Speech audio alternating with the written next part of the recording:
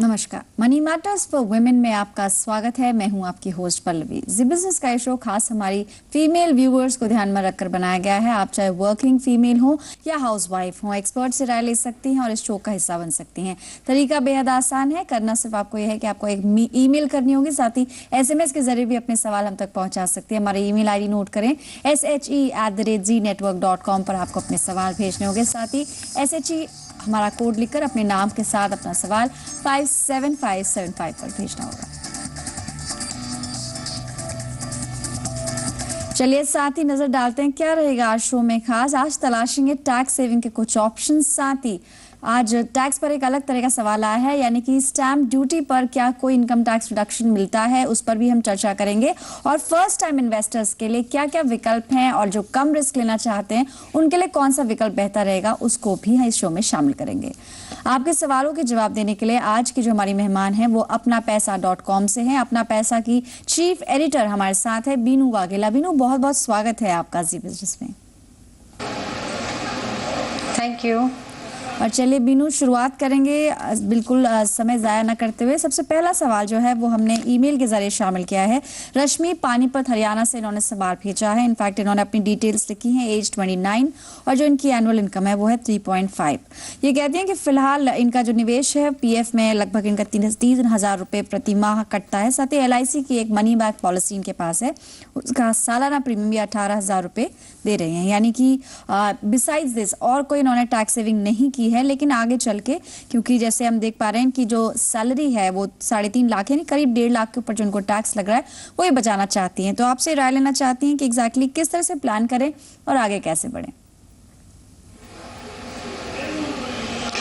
इसमें शायद उनको पता ही होगा कि 1 लाख रुपए तक का इन्वेस्टमेंट पे ATC के सेक्शन इनकम टैक्स में टैक्स डिडक्शन मिलता है। और ये जो 3,000 रुपीज़ पर मंथ PPF अपने EPF में जमा कर रही हैं, इसका 36,000 का भी वो डिडक्शन क्लेम कर सकती हैं।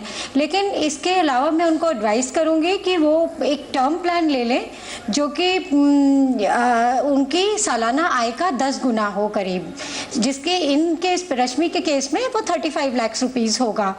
इधर मैं ये भी उनको बताना चाहूँगी, ये जो ट्रेडिशनल प्लान्स हैं इनके जो रिटर्न्स होते हैं वो बहुत ही कम होते हैं, 5%, 6%, जो कि आगे चलकर इन्फ्लेशन को बीट करने में सफिशिएंट नहीं होते हैं।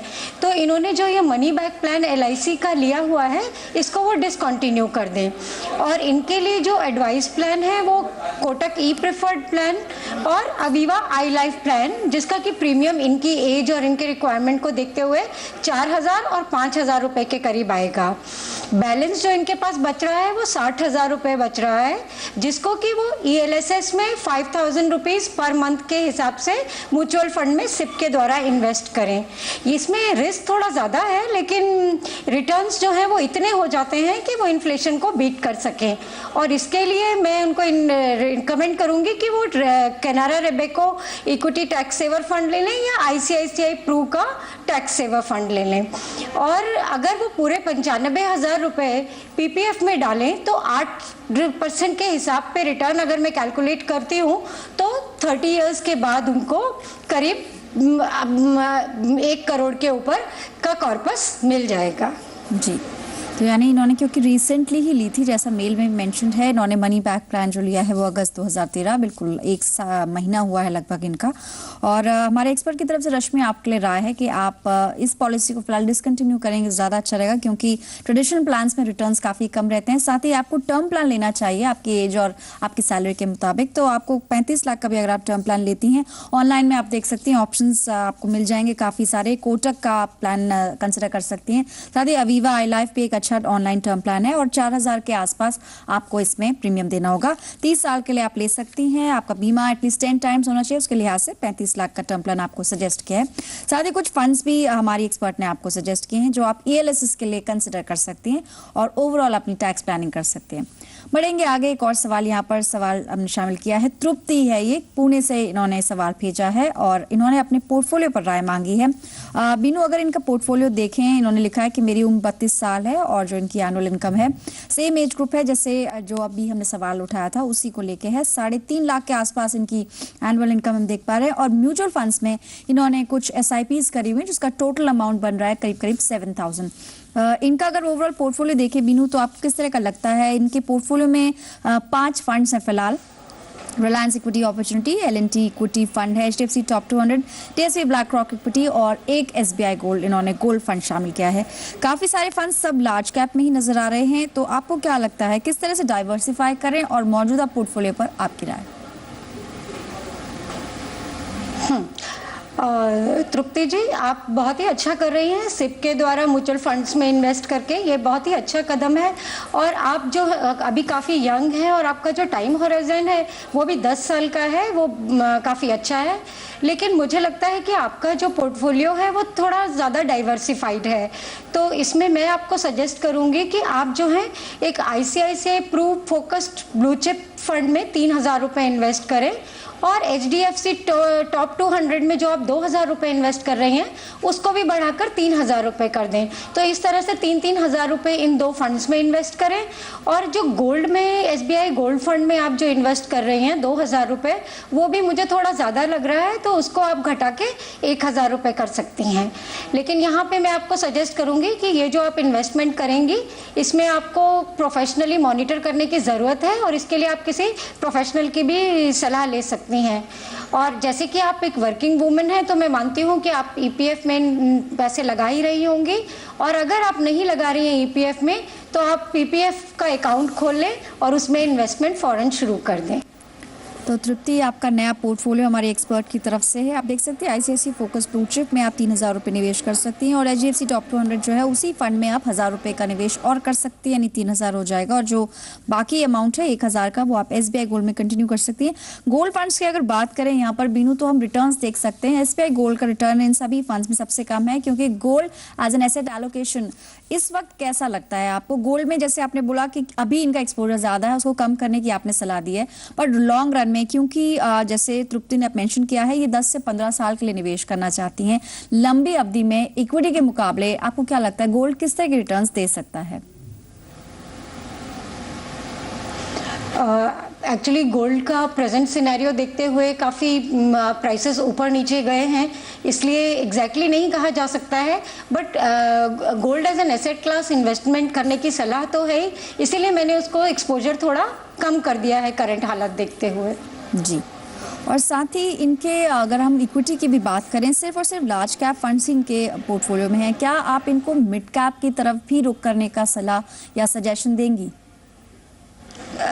HDFC टॉप 200 तो एक कॉम्बिनेशन में है ही है, तो इसी हिसाब से HDFC टॉप 200 लिया है जी।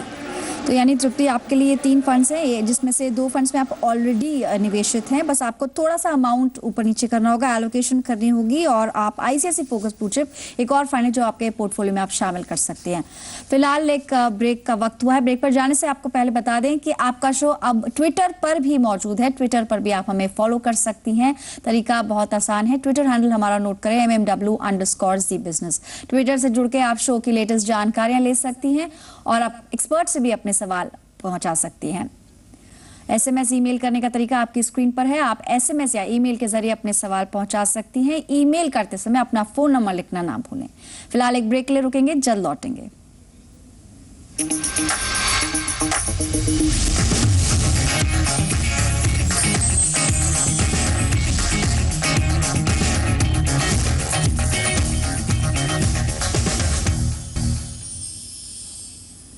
महिलाओं के लिए हमारी खास पेशकश जारी है। आप देख रहे हैं मनी मैटर्स फॉर वुमेन और आपके सवालों के जवाब देने के लिए हमारे साथ अपना पैसा.com की चीफ एडिटर इस वक्त स्टूडियो में है, बीनू हमारे साथ हैं। बीनू, आगे बढ़ने से पहले एक बार बता दें व्यूअर्स को किस तरह इस शो में वो अपने सवाल भेज सकती हैं, SMS या ईमेल के जरिए। आप हमारा ईमेल ID नोट करें, SHE@znetwork.com पर आपको अपने सवाल भेजने होंगे। साथ ही SMS कर सकती हैं SHE हमारा कोड लिखकर अपने नाम के साथ 257575। फिलहाल बढ़ेंगे आगे। एक सवाल ईमेल के जरिए शामिल किया है। विद्या है पुणे से, इन्होंने सवाल भेजा है। जैसा कि इन्होंने लिखा है, उम्र 47 ईयर्स है और एनुअल इनकम 6 लाख है, यानी टैक्सेबल इनकी सैलरी है। जो ये जानना चाहती हैं वो ये है कि इन्होंने एक फ्लैट लिया है और उसकी स्टैम्प ड्यूटी और रजिस्ट्रेशन को भी क्या ये इनकम टैक्स का जो डिडक्शन इनको मिलता है टीसी के अंदर, क्या उसके तहत इसको लिया जा सकता है और इसकी क्या लिमिट है? विद्या, आप अपने स्टैम्प ड्यूटी और रजिस्ट्रेशन चार्जेस पे श्योरली टैक्स डिडक्शन क्लेम कर सकते हैं होम लोन रिपेमेंट के तहत, जिसके की लिमिट 1 लाख रुपए है, 1 लाख रुपया है। लेकिन इसमें कंडीशन ये है कि आपने फ्लैट का पोजीशन ले लिया हो और जो पेमेंट है स्टैम्प ड्यूटी रजिस्ट्रेशन का वो भी उसी साल के दौरान किया हो।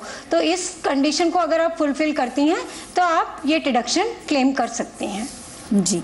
और साथ ही बीनू, जैसे कि कुछ स्टेट्स में ऐसा है कि महिलाओं के लिए स्टैम्प ड्यूटी पर कुछ एक थोड़ा सा रिलीफ भी है, जैसे दिल्ली में भी 2% के उसमें छूट दी गई है। क्या पुणे या और कुछ ऐसे स्टेट्स हैं जिनमें महिला अगर अपने नाम से रजिस्टर करती है घर को, तो क्या रजिस्ट्रेशन के समय कुछ उसमें डिस्काउंट या रिबेट है?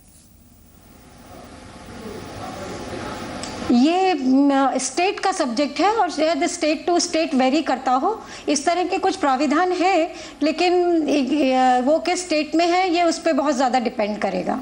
जी, तो चलिए, खैर विद्या पुणे से हैं और उन्होंने सवाल जो भेजा था, उम्मीद है कुछ यहाँ पर सोल्यूशन उनको मिला होगा। आप एटीसी की जो ऑलरेडी लिमिट है, मौजूदा प्रोविजन ये कहता है 1 लाख के अंदर है, उसी के अंदर इंक्लूडेड होगा और साथ ही आप छूट ले सकते हैं, लेकिन that should not exceed the 1 lakh limit. बढ़ेंगे आगे, कुछ और सवाल यहाँ पे शामिल करेंगे। किरण त्रिवेदी जी हैं, इनका सवाल अपने बच्चे के लिए इन्होंने मेंशन किया है। उम्र इनकी 29 साल है और ये हाउस वाइफ है, लेकिन हस्बैंड की इन्होंने आय मेंशन की है 10 लाख रुपए। ये 15 साल के हिसाब से प्लान करना चाहती हैं, क्योंकि बच्चे की उम्र इस वक्त काफी कम है, 1 साल का इनका बच्चा है और ये हर साल 2 लाख रुपए उसके लिए निवेश कर सकती हैं। लॉन्ग टर्म को देखते हुए बीनू, क्या आपको लगता है म्यूचुअल फंड सबसे आइडियल ऑप्शन होगा या फिर आप इनको कुछ इंश्योरेंस प्लान भी सजेस्ट करेंगी? हाँ, इसमें ऐसा है, इंश्योरेंस की आपने बात करी तो इंश्योरेंस कवर लेना तो बहुत ज़रूरी है किसी भी अर्निंग मेंबर के लिए। अगर if she is earning member then it is very important that she has life insurance. लेकिन इनके किरण जी के केस में इनका टाइम होराइजन काफ़ी अच्छा है और जो इन्होंने सोचा है अमाउंट 2 लाख रुपए का, वो भी काफ़ी अच्छा है। तो जैसे कि इन्वेस्टमेंट का सवाल है और इनका गोल है अपने बच्चे के लिए पैसे जमा करना, उसके लिए मैं इनको सजेस्ट करूंगी कि अपना 90% पैसा जो है वो किसी इक्विटी म्यूचुअल फंड में डालें और 10% जो है वो डेट में डालें, पीपीएफ में।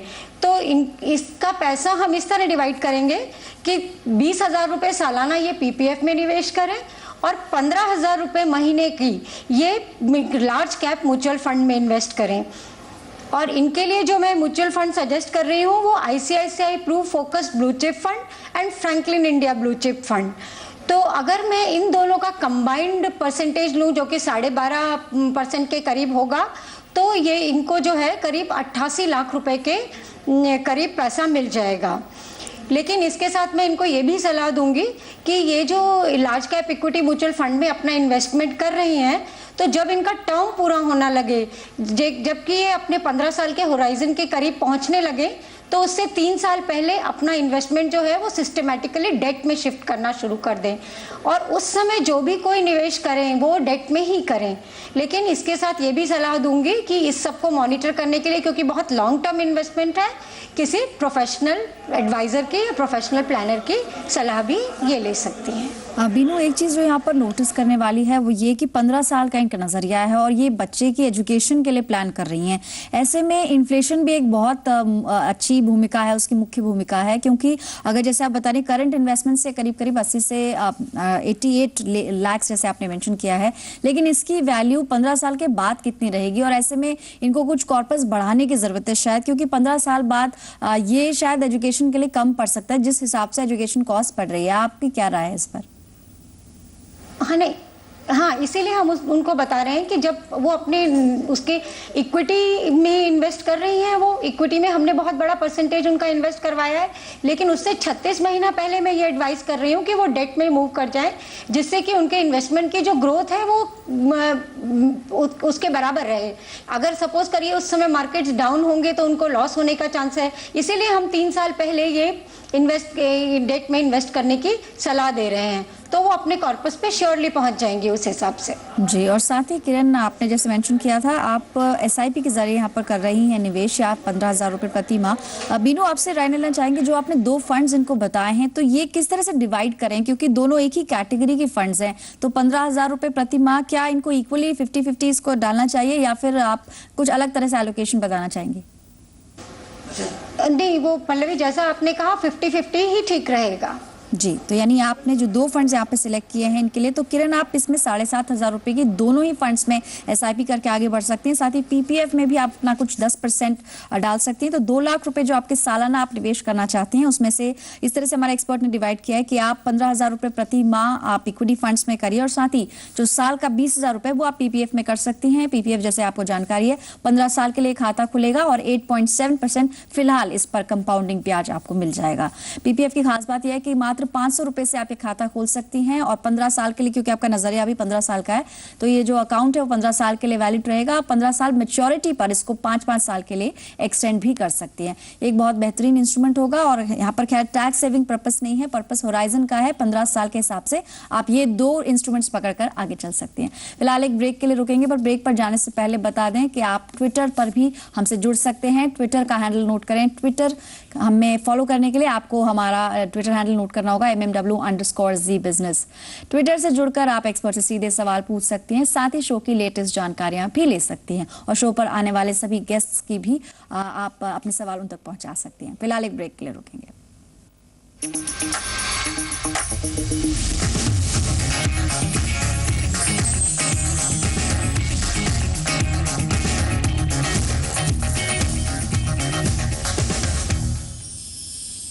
आप देख रहे हैं मनी मैटर्स फॉर वुमेन, और आखिरी सेगमेंट है शो का। एक सवाल यहाँ पर और शामिल करेंगे। वसुंधरा बेंगलुरु से इन्होंने अपना सवाल भेजा है।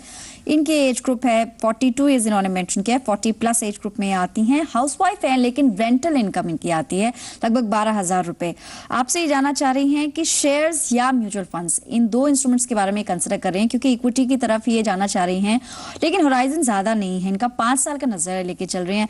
बीनू, जैसे इन्होंने अपनी मेल में मेंशन किया है कि ये लिखती हैं कि मुझे शेयर मार्केट की कोई जानकारी नहीं है, लेकिन मैं शेयर मार्केट में निवेश करना चाहती हूँ। क्या डायरेक्टली मार्केट में निवेश करना रिस्की हो सकता है, या फिर इनको म्यूचुअल फंड के जरिए आप इनको लार्ज कैप फंड सजेस्ट करेंगे कि उससे ये आगे बढ़े? पल्लवी, इनके लिए जैसे कि इन्होंने कहा है कि इनको शेयर्स या मार्केट्स की कोई जानकारी नहीं है, तो इनको वैसे भी डायरेक्ट इक्विटी में निवेश करने की सलाह मैं बिल्कुल नहीं दूंगी। वो और उनका टाइम होराइजन भी 5 से 6 साल का है, तो वैसे भी उनको बहुत ज़्यादा रिस्क लेने की जो है वो सलाह भी नहीं दी जा सकती है। इसके लिए मैं इनको एडवाइस करूँगी कि वो बैलेंस म्यूचुअल फंड में सिप के द्वारा इन्वेस्ट करें। बैलेंस म्यूचुअल फंड्स क्या होते हैं, इसमें 70 to 80% जो है वो इक्विटी में निवेश होता है, और 20 to 30% जो है वो डेट में निवेश होता है। और इसमें जो है वो ऑटो रीबैलेंसिंग फैसिलिटी भी बहुत अच्छी होती है कि जिसके द्वारा, जिसमें जो निवेश करके आपका जो पोर्टफोलियो है वो उसी प्रोपोर्शन में रहता है। तो अगर इनको जो फंड्स है वो मैं ये करूंगी recommend, ICICI Pru balanced fund and HDFC balanced fund. तो अगर इन दोनों का एवरेज रिटर्न निकाल के मैं 11.5% के हिसाब से लूं, तो इनका जो है वो 6 साल के बाद करीब 24 लाख का कॉर्पस बन जाएगा जी। फंड्स हम देख सकते हैं। और इनको मैं ये भी सलाह दूंगी, हाँ, तो इसीलिए उसका एवरेज रिटर्न मैंने बताया 11.5% के हिसाब से अगर हम लें तो 6 साल के बाद इनको 24 लाख का कॉर्पस मिल जाएगा। और इनको ये भी सलाह रहेगी कि जब इनका मियाद आने लगे, जब इनका टेन्योर पूरा होने लगे 6 साल का, तो उससे करीब 14 महीने पहले ये सिस्टमैटिकली अपना इन्वेस्टमेंट डेट में शिफ्ट करना शुरू कर दें।